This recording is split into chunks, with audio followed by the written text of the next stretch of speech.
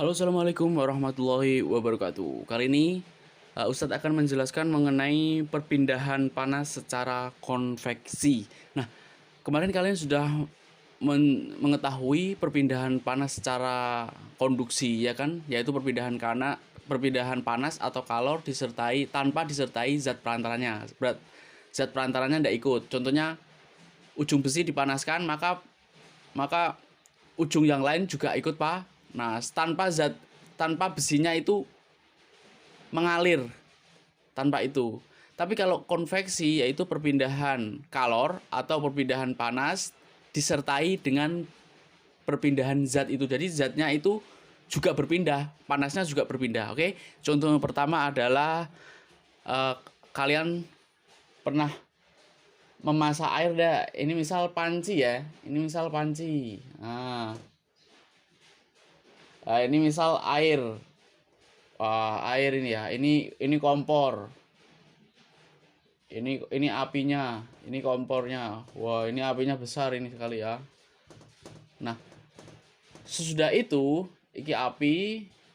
Nah, sudah itu air tersebut kan lama-kelamaan akan mendidih, ya kan? Nah, mendidihnya itu gimana sih proses mendidihnya? Nah, mendidihnya yaitu air yang dekat dengan api, yaitu di bawah sini, ya toh? Yang dekat dengan api kan lebih panas. Nah, yang jauh dari api itu kan lebih dingin. Nah, air yang panas ini dia akan mengalir ke atas. Nah, yang panas ini akan mengalir ke atas menempati ruang yang lebih dingin. Kemudian air yang dingin itu akan ke bawah karena tempatnya sudah diambil alih oleh air yang panas ke bawah menuju tempat air yang panas. Terusnya nanti gantian, nanti air yang panas ini juga akan mengalir ke atas. Air yang suhunya lebih dingin dia akan mengalir ke bawah. Terus ini berarti ini muter ini ya. Ini muter terus.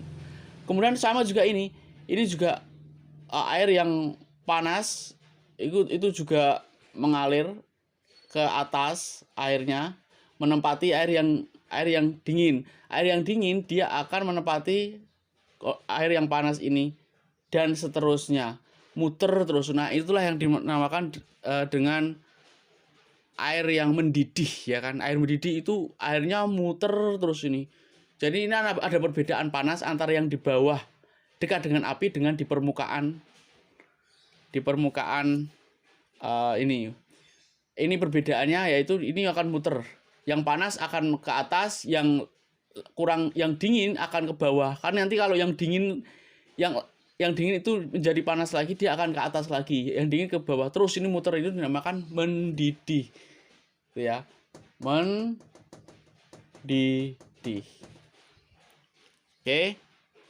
Oke, sekarang kita akan mempelajari contoh perpindahan panas secara konveksi terjadinya angin darat dan angin laut. Itu prinsipnya itu sama, guys. Prinsipnya sama seperti air yang mendidih tadi, yaitu perputaran arus antara yang panas dan dingin. Nah, di bumi itu terjadi angin darat dan angin laut. Pada siang hari itu terjadi angin laut. Kalau di malam hari itu terjadi angin darat. Angin darat itu angin yang berembus dari darat ke laut. Kalau siang hari itu terjadi angin laut, yaitu angin yang berembus dari laut ke darat. Loh, prosesnya kok bisa begitu, seperti apa sih? Nah, prosesnya itu sama seperti yang air mendidih tadi. Yaitu pada siang hari ya, itu suhu di lautan itu lebih dingin daripada suhu di darat. Jadi suhu yang dingin ini suhunya di laut ini dingin, ini yang di laut ini lebih hangat. Maka air yang dari laut ini akan mengalir berhembus ke darat. Yang dingin ke darat. Kemudian angin yang dari darat ini dia akan naik kemudian akan menuju ke laut menggantikan angin yang dari darat. Makanya ini pada siang hari itu terjadi angin laut, yaitu angin yang dari laut karena suhu dari laut ini lebih dingin, suhu dari darat ini lebih hangat, makanya dia mengalir ke sini. Terus yang dari darat dia akan naik terus menggantikan posisi yang di laut. Makanya ini dinamakan angin laut. Nah, berbeda dengan malam hari. Di malam hari itu terjadi angin darat. Angin darat itu suhu di darat itu lebih dingin daripada suhu di laut. Makanya terjadi angin darat, maka angin yang berembus dari darat, dari sini angin akan menuju ke laut. Kemudian angin yang dari laut ini itu akan naik karena sudah digantikan dengan angin dari darat, tidak akan naik terus akan menuju ke darat. Menggantikan terus, ini muter terus ini gini. Nah, yang siang hari itu juga muternya gini. Sama seperti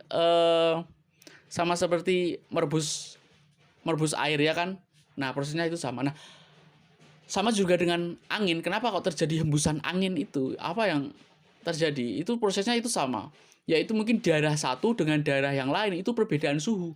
Misal daerah satu ini, daerah tempat Ustadz ini dingin ya, di Semarang itu suhunya panas, maka angin dari Semarang, angin dari Kudus ini akan mengalir ke daerah Semarang. Maka angin dari Semarang itu akan naik menggantikan posisinya di angin di Kudus.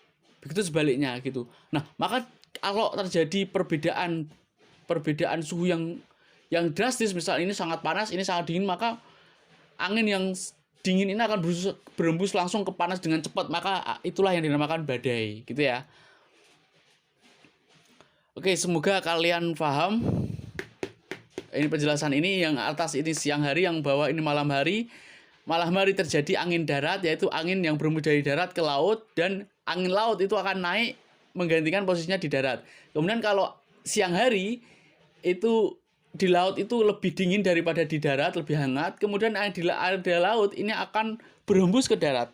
Nah, berhembus ke darat, kemudian air yang dari darat ini akan naik menuju ke laut dari atas.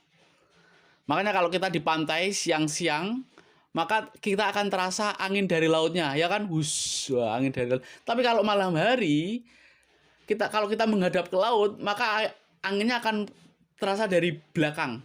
Ya toh, dari belakang. Kalau kita memandang ke laut ya. Nah, itu. Nah, zaman dahulu angin darat dan angin laut itu digunakan oleh nelayan untuk pulang dan pergi. Karena zaman dulu kan tidak terjadi belum ditemukan mesin. Jadi manusia mengandalkan angin untuk pergi ke laut maupun pulang ke darat. Pada malam hari para nelayan zaman dahulu, perahu layar itu, perahu layar gini ya, perahu layar ya. Itu menggunakan angin darat untuk pergi ke laut untuk mencari ikan. Kemudian pada siangnya mereka menggunakan angin laut untuk pulang ke darat. Nah, ini untuk pergi. Nah, gitu ya. Semoga kalian paham. Wassalamualaikum warahmatullahi wabarakatuh.